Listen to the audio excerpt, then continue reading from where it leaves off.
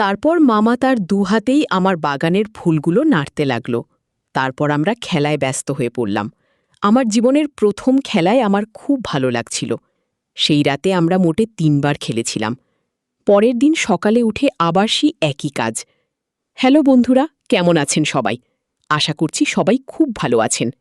আজকের এই ভিডিওতে আপনাদেরকে যে গল্পটা শোনাতে চলেছি তা হল পড়ার জন্য মামার বাসায় গেলে মামা আমাকে কিভাবে খেলল তার ঘটনা। যাই হোক, আসল ঘটনায় আসা যাক। আমার মায়েরা 2 ভাই 5 বোন। বোনেরা সবাই বড় আর ছোট মামা সবার ছোট। ছোট মামার বয়স 25 বছর হবে। খুবই ফ্রি মাইন্ড, আমাদের সাথে সবার। ছোট হয় মা খালা খুব আদর করেন তাকে। এবার আমার কথা বলি। আমরা 2 ভাই আর 2 বোন। আমরা থাকি নেত্রকোনায়। এখানে আপু চাকরি করা দেয়। আমি এইচএসসিতে ভালো রেজাল্ট করাই সবাই বলল ঢাকায় কোচিং করতে। আব্বুকে তা বললাম। আপু প্রথমেই বললেন থাকবে কোথায়। আম্মু বললেন, কেন, আমাদের সজল আছে না, ও তো ঢাকায় থাকে, ওকে বললেও যে কোনো একটা ব্যবস্থা করে দেবে। বন্ধুরা, সজল আমার ছোট মামার নাম। আমার মামা ঢাকায় চাকরি করে, তো তার সাথে যোগাযোগ করা হলো।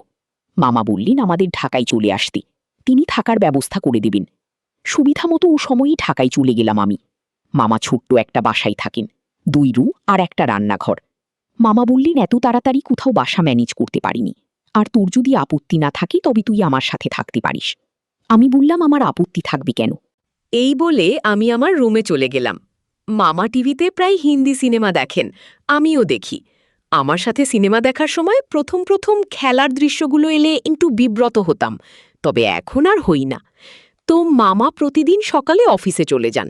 আমি ভাত রেঁধে মামাকে টিফিন করে দিই। মামা অনেক খুশি হয়। এমনকি মামার সাথে সবকিছুই অগোছালো থাকত। আমি আসার পর থেকেই সবকিছু গুছিয়ে রেখেছি। তো আমি প্রতিদিনের মতন সকালে রান্নাবান্না সেরে মামার টিফিন গুছিয়ে দিয়েই আমি খাওয়া দাওয়া সেরে কোচিংয়ে চলে যাই। কোচিং থেকে ফিরে এসে গোসল করে খাওয়া দাওয়া সেরে ঘুমিয়ে যাই। তারপর ঘুম থেকে উঠে সন্ধ্যার সময় নাস্তা করে পড়তে বসি। সেই সময় মামা চলে আসতো। মামার সাথে মজা করি, টিভি দেখে রাতের খাবার খেয়ে ঘুমিয়ে পড়ি। তো এভাবেই চলতে থাকে আমার সুন্দর জীবন। একদিন ছুটির দিনে আমি আর মামা দুজনেই ঘরে আছি, আর টিভিতে দেখছিলাম একটা মুভি।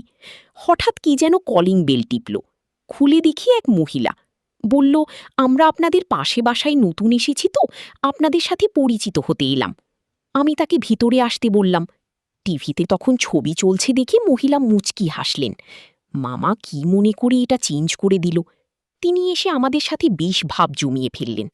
কথায় কথায় মহিলাটি আমার দিকে তাকিয়ে বললেন, আপনাদের ঘরটা খালি কেন, এখনো বাচ্চা কাচ্চা নেই? আমি তো লজ্জায় লাল হয়ে গেলাম। মামা বলতে চাচ্ছিলেন না আসলে, কিন্তু মহিলা থামিয়ে দিয়ে বললেন, ও আচ্ছা, বুঝতে পেরেছি, আপনারা শরীর চর্চার লাইফটা পুরোপুরি এনজয় করতে চাচ্ছেন, ঠিক না? আজকাল আসলে নতুন এক ফ্যাশন শুরু হয়েছে, সে যাক কি। আমি এখন আসি, ঘরে অনেক কাজ আছে। আমাদের থেকে বিদায় নিয়ে চলে গেলেন ওই মহিলা। মামা আমার দিকে তাকিয়ে মুচকি হাসলেন। আমাদের পাশে পাশে এসেছেন ওই মহিলা আর তার ফ্যামিলি। একদিন আমি জানালা দিয়ে তাকিয়ে দেখি পাশে বাসার জানালা বন্ধ, তবে পর্দা ভালো করে টিনে দেওয়া হয়নি। তাই তাকানো মাত্রই আমার চক্ষু চড়ক গাছ। দেখি ওই মহিলা চুল ঠিক করছে আর তার স্বামী বিছানায় বসা। মহিলার ফিগারটা অনেক ভালো। অজানা কিছু একটা দেখার টানে আমি তাদের ঘরের মধ্যে তাকিয়ে রইলাম। মহিলা আর তার স্বামীর মধ্যে কথাও ছিল, কিন্তু জানালা বন্ধ থাকায় শুনতে পাচ্ছিলাম না। কিছুক্ষণ পর স্বামী তার স্ত্রীকে টেনে বিছানায় ফেলে দিলেন। স্ত্রী জোড়াজুড়ি করছেন, কিন্তু স্বামী তো তাকে ছাড়লেনই না, উল্টো তাকে বসিয়ে দিলেন। আস্তে আস্তে স্ত্রীও আর জোড়াজুড়ি করল না।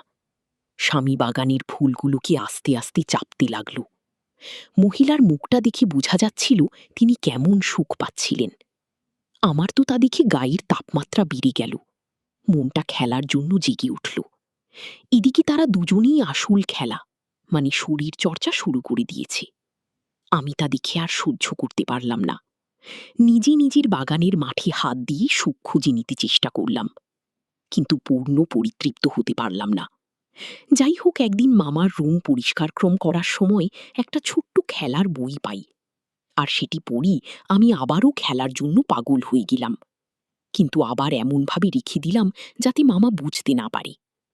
ঠিক করলাম যে যেভাবেই হোক মামাকে আমি আমার খেলার সঙ্গী বানাবই। সেজন্য পাতলা কাপড় পরে মামাকে বাঘে আনতে চাইলাম। একদিন মামা অফিস থেকে তাড়াতাড়ি চলে এলেন।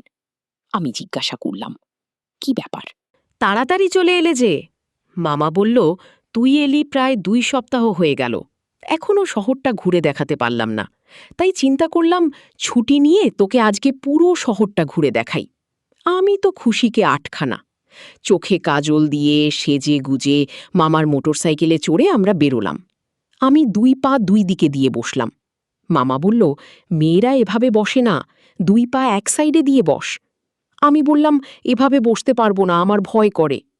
মামা বললেন, তাহলে ঠিক আছে, যেভাবে বসেছিলি সেভাবেই বস। আমি পেছন দিক থেকে মামাকে জড়িয়ে ধরলাম। তাতে আমার পেঁপেগুলো মামার পিঠে লাগছিল, আর আমার ভালোই লাগছিল। আমরা প্রথমে স্টার সিনেপ্লেক্সে গেলাম। সেখান থেকে বেরিয়ে মামা একটা দোকান থেকে 2টি শার্ট কিনলেন। তারপর গেলাম ওয়াটার কিংডমে। সেখানে গিয়ে মামা আমাকে কাপড় চেঞ্জ করার সময় রুম দেখিয়ে দিয়ে একটা গেঞ্জি দিয়ে চেঞ্জ করে আসতে বললেন। আমি চেঞ্জ করে আসার পর দেখি মামা আমার দিকে তাকিয়ে আছেন। বললাম, কি দেখো মামা? মামা বলল, আমার রাইডে চড়ি, অনেক মজা হবে।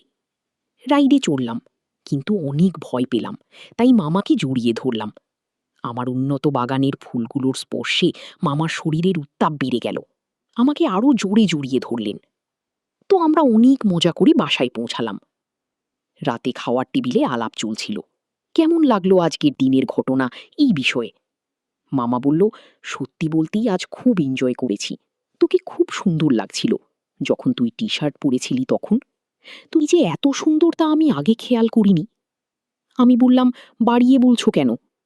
মামা বললেন, না বাড়িয়ে বলছি না, সত্যি তোর দিকে সারাক্ষণ তাকিয়ে থাকতে ইচ্ছে করে। যাও মামা, তুমিও না। এভাবেই আমরা রাতের খাবার খেয়ে উঠলাম। মামা বাথরুমে গেলেন, আর আমি মামার শোয়ার জন্য বিছানা করছি। আর বালিশের নিচে দেখি আরও একটা বই। বইটা খুলে দেখি আরও নতুন নতুন গল্প। আমার আর কোনো দিকে হুঁশ নেই, শুধু গল্পগুলো পড়েছি। পিছন দিক থেকে মামা এসে বলল, কি করছিস? আমি বিব্রতকর অবস্থায় পড়ে গেলাম। আমার কেন জানি খুশিও লাগছিল। আমি বললাম, তোমার বইগুলো পড়ছি। মামা, এই বইগুলোতে গল্পে যা আছে তা কি সত্যি? মামা মুচকি হাসছে আর বলল, হ্যাঁ হয়তো সত্যি। কেন বলো তো? না এমনি। তাহলে আমরা যদি খেলা করি তাহলে কি সমস্যা হবে? মামা হাসলেন আর বলল, আমার পাশে বসে পড়ল। মামা বলল, তোর সাথে আমি কি খেলা করব? তোকে তো আমি আদর করব। বললাম, মামা, আমাকে আদর করো, অনেক আদর করো। তারপর মামা তার 2 হাতেই আমার বাগানের ফুলগুলো নাড়তে লাগল। তারপর আমরা খেলায় ব্যস্ত হয়ে পড়লাম।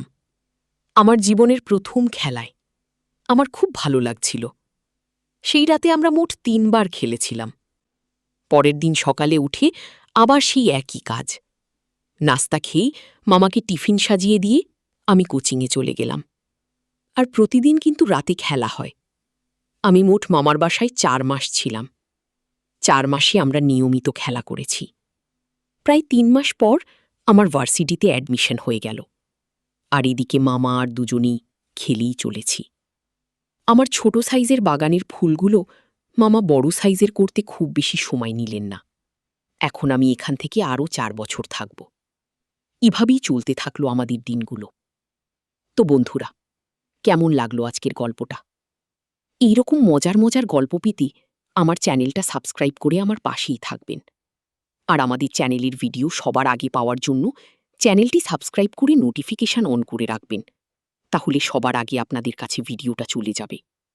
ভিডিওটা ভালো লাগলে অবশ্যই লাইক করে আপনার বন্ধুদের সাথে শেয়ার করতে ভুলবেন না। আজকের ভিডিওটা ছিল এই পর্যন্তই।